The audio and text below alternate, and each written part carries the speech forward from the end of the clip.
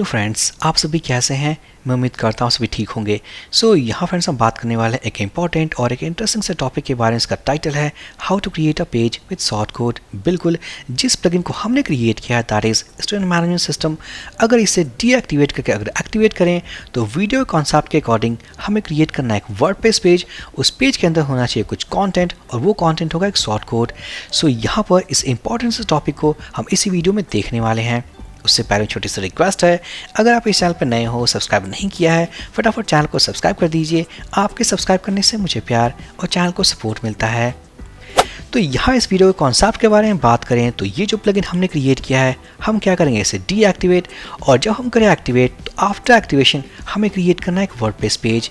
एक बार पेज बन जाए तो उस पेज के अंदर हमें ऑटोमेटिक तरीके से कंटेंट को राइट करना है and that will be a short code. और वो शॉर्ट कोड बेसिकली लिस्ट करेगा हमारे सारे डेटा को जो हम स्टोर करने वाले हैं अपने टेबल के अंदर। चलिए स्टार्ट करते हैं। जाएंगे एडिटर के अंदर WP content plugins student management system और ओपन करते हैं प्लगइन मेन फाइल। अगर फ्रेंड्स इस प्लगइन का सोर्स कोड आपके पास नहीं है जिसके ऊपर हम काम करने वाले हैं तो इस वीडियो के डिस्क्रिप्शन से एक गिटहब का लिंक है, आप वहाँ से इसे डाउनलोड कर सकते हो। तो यहाँ फ्रेंड्स अगर आपको याद हो तो हमने एक एक्शन हुक यूज़ किया था, मीन्स एक वर्डप्रेस फंक्शन, जिस फंक्शन को यूज़ करके हमने क्रिएट किया था डायनामिक टेबल स्ट्रक्चर। ये फंक्शन तब ट्रिगर होती है व्हेन प्लगइन एक्टिवेट्स। तो हम क्या करेंगे, सिंपल इसी मेथड के अंदर जाएंगे, चलते हैं क्लास फोल्डर के अंदर, क्लास फाइल के अंदर, और यहाँ पर अगर हम सर्च करें तो हम देख पाएंगे क्रिएट स्टूडेंट टेबल मैथड।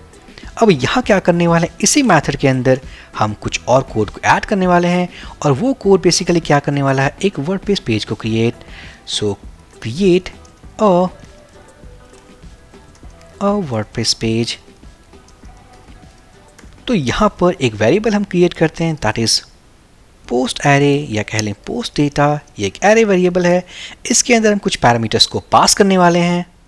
तो यहाँ पर पैरामीटर्स पास करने से पहले अगर हम चले टेबल में, क्योंकि हम क्रिएट करने वाले एक वर्डप्रेस पेज, तो अगर हम क्रिएट करें पेज या पोस्ट तो ऑटोमेटिक तरीके से वो जाने वाले हैं हमारे डेटाबेस के WP पोस्ट टेबल के अंदर। चलते हैं स्ट्रक्चर में, तो यहाँ देख पाएंगे हमारे पास काफ़ी सारे पैरामीटर्स हैं, जैसे कि 23 पैरामीटर्स, बट सभी को पास नहीं करना, हम कुछ सेलेक्टेड ही पास करेंगे, जैसे कि post content, post title, post status, then है हमारे पास पोस्ट नेम, और एक और होगा दैट इज पोस्ट स्टेटस। तो हम देख पाएंगे तो इन्हीं पैरामीटर्स को हम पास करने वाले हैं। चलते हैं एडिटर पे, तो फर्स्ट होने वाला that is all about post title.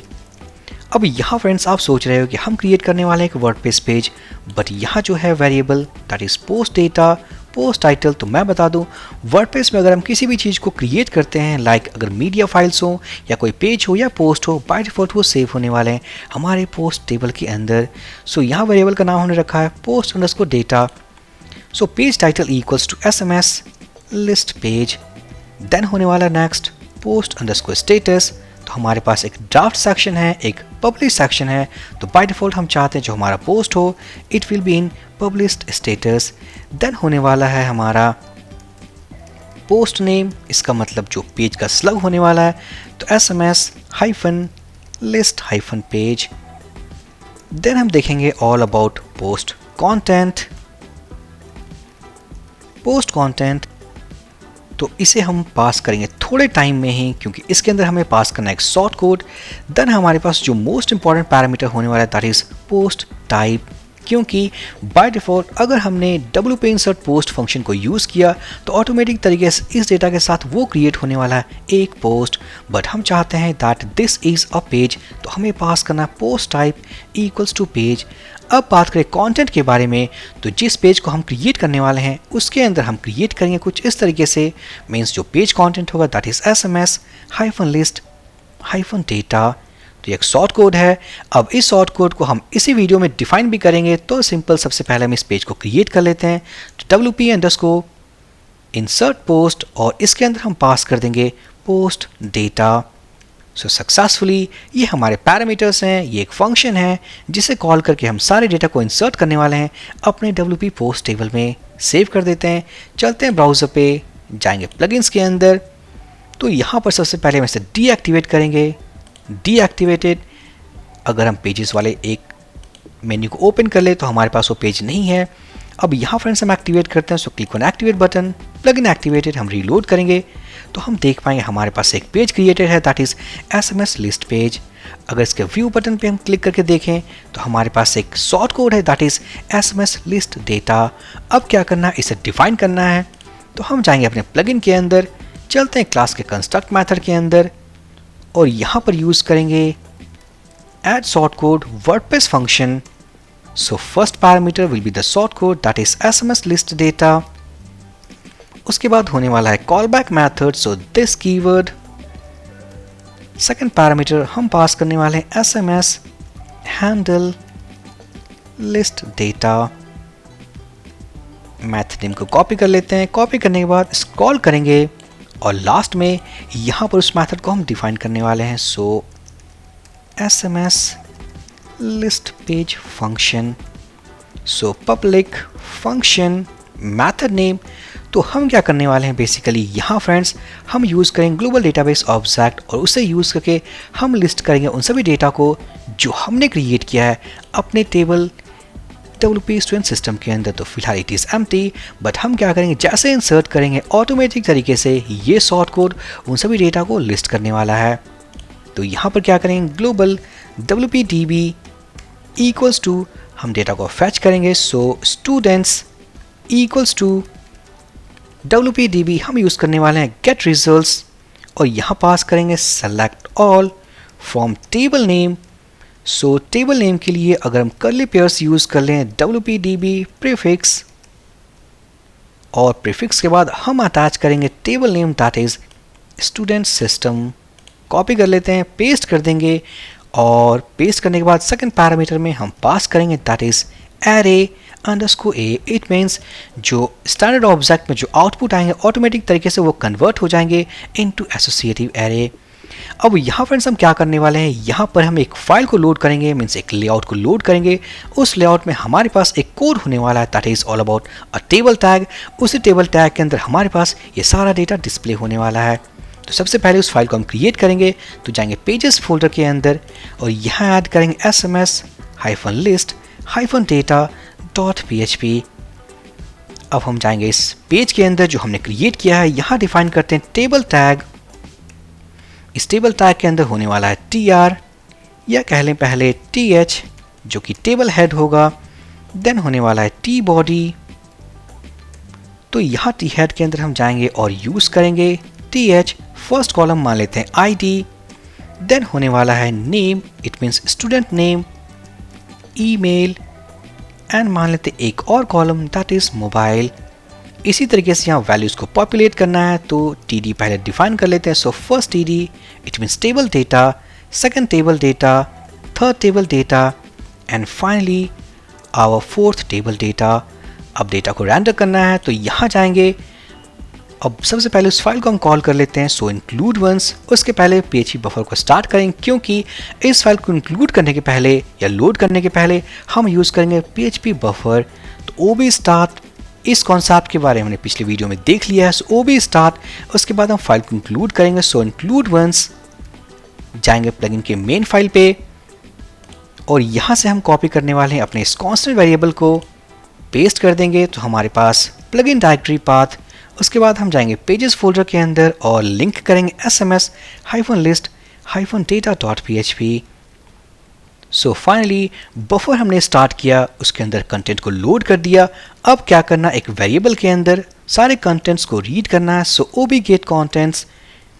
Buffer को क्लीन करना है, सो OB and clean and finally हम उन कंटेंट्स को रिटर्न करने वाले हैं, सो रिटर्न कंटेंट। अब इसके बीच में क्या होने वाला है, ये स्टूडेंट्स वेरिएबल ऑटोमेटिक तरीके से हम इस फाइल पे फैच कर लेंगे और जितने भी स्टूडेंट्स हमारे इस वेरिएबल में अवेलेबल होंगे सभी को हम फॉर लूप फंक्शन को यूज़ करके आइट्रेट करके हम उनको अटैच करने वाले हैं अपने इस टी बॉडी के अंदर। तो चलते हैं यहाँ पर PHP टैग और यहाँ यूज़ करेंगे इफ़। अगर सबसे पहले हम काउंट फंक्शन को चेक कर लें, क्या हमारे पास स्टूडेंट्स हैं, स्टूडेंट्स ग्रेटर देन 0 अगर है तो हम फॉर फंक्शन को यूज़ करेंगे या कह रहे हैं फॉर ईच फंक्शन को यूज़ करते हैं। सो स्टूडेंट्स एज स्टूडेंट, उसके बाद हम इन सारे कोड को कट कर लेते हैं। कट करने के बाद हम जाएंगे इस लूप के अंदर पेस्ट कर देंगे और हर एक टीडी के साथ हम करने वाले हैं डेटा बाइंड। सो स्टूडेंट, अब ये एक एरे वेरिएबल है एक सिंगल स्टूडेंट का, तो हम इसे प्रिंट करते हैं। सो php echo student और हम फैच करेंगे आईडी वैल्यू। इसी तरीके से अगर हम इसे कॉपी कर लें, रिमूव करके पेस्ट कर दें 3 मोर टाइम्स, सो सेकंड जो हमारे पास होने वाला है that is name value, third email value and phone number के लिए जो कॉलम हमारे टेबल में है that is phone underscore no. और अगर मान लेते हैं हमारे पास डेटा अगर नहीं है तो उस केस में क्या होने वाला है, यहाँ पर सिंपल एक मैसेज प्रिंट कर देते हैं that is echo no data found. So save करने के बाद अगर हम चले ब्राउज़र पे तो फिलहाल हमारे पास स्टूडेंट्स नहीं है, तो अगर हम रीलोड करें तो हम देख पाएंगे नो डेटा फाउंड। बट हमारे पास एक टेबल स्ट्रक्चर है क्योंकि टेबल तो क्रिएट हो चुका है बट हमारे पास कोई डेटा नहीं है, so that's why no data found. तो अब हम क्या करें, कुछ डेटा को इंसर्ट करते हैं। तो इंसर्ट करने के लिए या तो हम यहीं से इंसर्ट कर सकते हैं क्योंकि हमारे पास 2 ऑप्शंस हैं, या तो हम एडमिन पैनल से क्रिएट कर सकते हैं या ऑलरेडी हमारे पास एक पोस्ट है, मीन्स एक शॉर्ट कोड है, जिस शॉर्ट कोड से हमने क्रिएट किया है एक फ्रंट एंड फॉर्म और वहाँ से क्रिएट किया था हमने स्टूडेंट। अगर हम चाहें पोस्ट वाले सेक्शन में तो यहाँ पर हमारे पास एक फॉर्म है, हम इसे ओपन कर लेते हैं।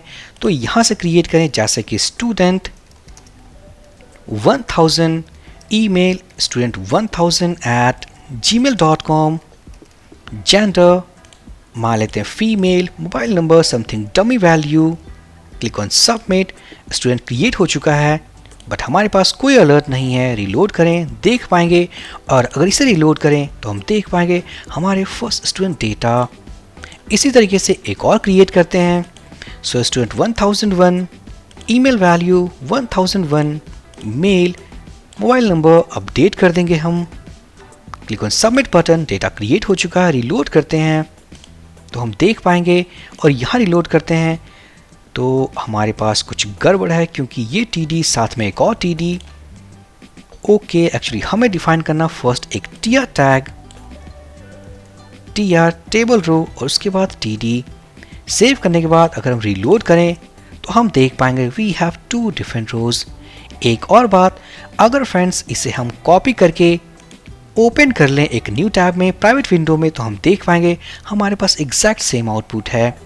यहाँ पर लॉगिन हो या ना लॉगिन हो मैटर नहीं करता क्योंकि इस डेटा को डायनेमिक तरीके से हमने बाइंड किया है यूजिंग आवर डेटा।